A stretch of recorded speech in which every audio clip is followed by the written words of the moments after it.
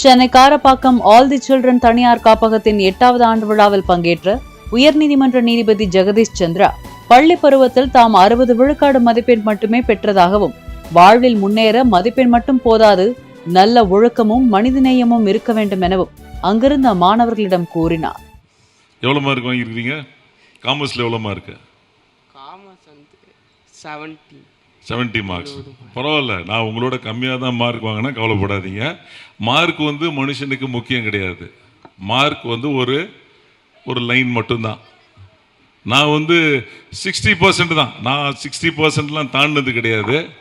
ஆனால் என்ன அப்படின்னா, எனக்கு சொல்லி கொடுத்தவங்கலாம் என்ன சொல்லியிருக்கிறாங்க அப்படின்னா, நீங்கள் எவ்வளோ பெரிய ஆளாக இருக்கலாம், எவ்வளோ படிப்பு இருக்கலாம், ஒரு கல்வி இருக்கலாம், ஆனால் உங்கள்கிட்ட ஒரு நல்ல ஒழுக்கம் இல்லை, ஒரு நல்ல மனிதன் என்று ஒன்று இல்லைன்னு வைங்களேன், நீங்கள் வந்து எவ்வளோதான் பெரிய சக்ஸஸாக இருந்தாலும் you are a waste for the society.